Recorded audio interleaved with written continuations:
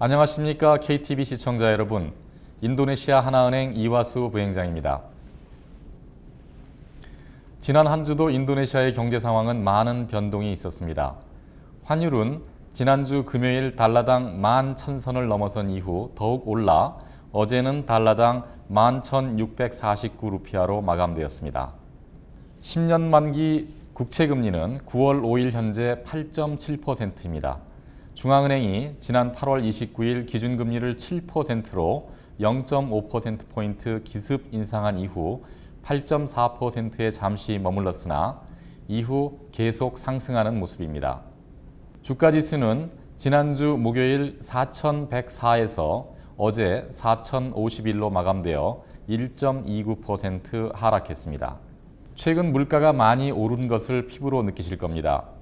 인도네시아 중앙은행 수석 부총재 후보 중 한 명인 다나몬 은행의 수석 이코노미스트 안톤 구나와는 지난 8월 소비자 물가가 전년 동기 대비 8.8% 상승했으며 이는 유가 상승 등 공급 측면에 의한 것이라고 밝혔습니다.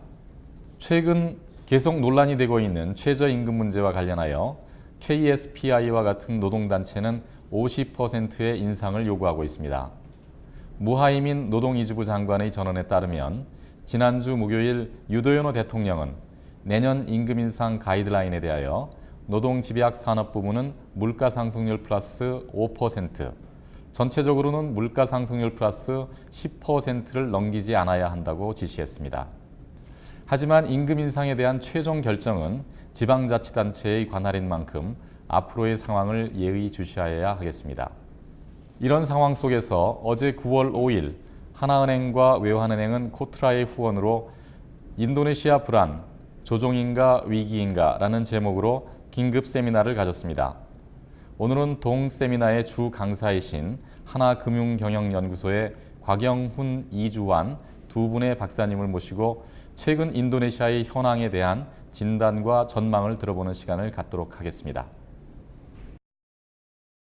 예, 오늘 시간 내주셔서 감사합니다. 네, 감사합니다. 곽영훈 박사님께 여쭤보겠습니다. 최근에 그 인도네시아 경제 상황에 대해서 전반적으로 어떻게 보시는지 간단히 말씀해 주시겠습니까? 네, 먼저 이제 금융 측면에서 말씀드리면 5월 중순서부터 금리, 환율, 주가 세 가지가 모두 약세를 보이고 있습니다. 그 배경은 미국에서 출구 전략을 이제 실시할 것이라는 시그널이 있었고요. 거기에 따라서 이제 외국인들이 인도네시아에 투자했던 자금들을 다시 가져가는 거죠. 그리고 금융적인 측면에서 보시면 그 경상수지 적자가 너무 빠르게 확대되고 있습니다. 그래서 이것이 인도네시아 경제의 가장 약점이 아닌가 싶고요. 그 다음에 물가도 거의 소비자 물가 기준으로 9% 가깝게 상승하고 있는 점도 좀 불안 요인이라고 볼 수 있겠습니다. 그런데 가장 큰 문제는 저희가 생각하기엔 고정 투자죠. 지금까지 근 10년 동안 인도네시아 경제를 이끌어왔던 고정 투자가 좀 많이 줄고 있습니다. 그래서 그 부분이 계속 줄게 되면 인도네시아의 고성장이 좀 불가능해지거든요. 그래서 이러한 점들이 인도네시아의 좀 경기가 지금 현재 좀 안 좋은 것들을 대표적으로 나타내는 지표들이라고 볼 수가 있겠습니다. 이러한 그 인도네시아의 위기가 미국의 양적 완화 축소 조치에 영향을 받은 것으로 많은 전문가들이 이야기를 하고 있는데요. 네, 맞습니다. 그렇다면 과연 양적 완화라고 하는 것은 무엇이고 그걸 네. 축소한다라고 하는 것은 어떤 의미이며 앞으로의 전개는 어떻게 될 것 같다라고 보시는지. 네, 뭐 아시는 바와 같이 그 2008년 글로벌 금융위기는 미국 서브프라임에서부터 시작됐고요. 그러다 보니까 그 금융위기가 발생하면서 미국의 달러 유동성이 엄청나게 줄어들어서요. 그 FRB죠. 그 미국의 중앙은행이 계속 달러를 공급했습니다. 그 공급하는 방법이 이제 금리를 인하하는 거거든요. 그래서 계속 내렸는데 제로까지 내렸는데도 더 자금이 필요하거든요. 그럼 이제 특단의 조치가 필요합니다. 그래서 비전통적인, 그러니까 과거에 하지 않던 정책을 쓰게 되는 것이 이제 양적 완화라고 보시면 되는데요. 그 방식은 뭐냐면 그 국채를 중앙은행이 매입한다든지 민간의 자산들을 매입해주는 방식입니다. 그런 식으로 해가지고 통화량을 공급해주는 방식이 이제 양적 완화라고 볼 수가 있겠고 이것이 비정상적인 상태이기 때문에 정상화를 해야 됩니다. 그러면 앞으로 이제 중앙은행이 경제 상황을 봐가면서 금융 상황을 고려해가지고 전체적으로 그 사들였던 국채나 뭐 MBS 같은 민간 자산들을 다시 시장에 주고 통화를 환수하게 되는 거죠.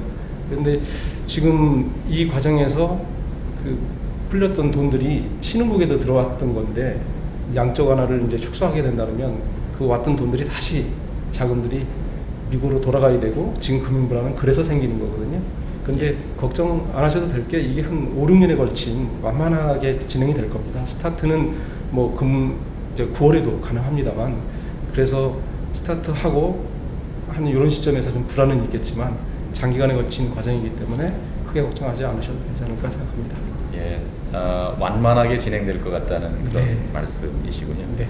그렇다면 지금 급등하고 있는 인도네시아 환율에 네. 대해서는 네. 어떻게 보시는지 네, 말씀해 주시죠. 지금처럼 빠르게 급등은 하지 않더라도 어느 정도는 계속 상승하지 않을까 싶습니다.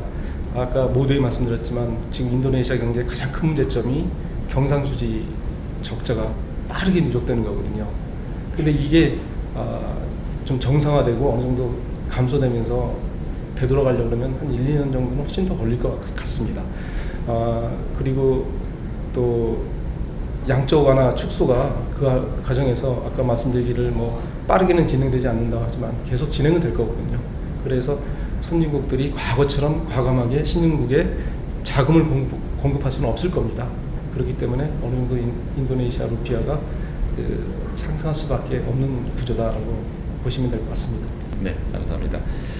인도네시아의 현재 환율 급등 그리고 이에 따른 이자율 인상 이런 것들이 우리 교민 여러분들이 처하고 있는 경제 상황이 아닌가 합니다.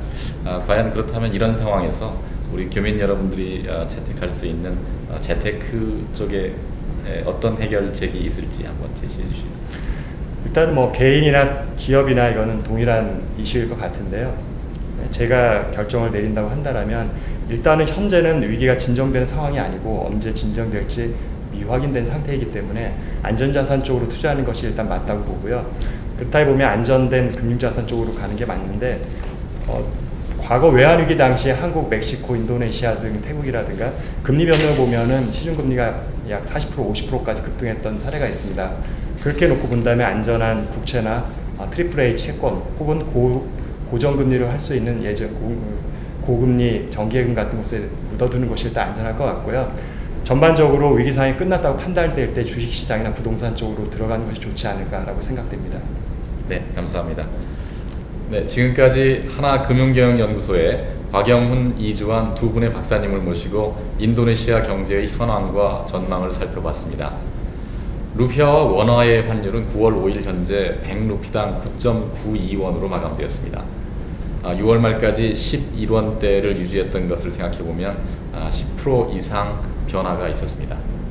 대부분의 시청자 여러분께서 이곳 인도네시아와 한국에 있는 자산을 함께 관리하고 계실 텐데요.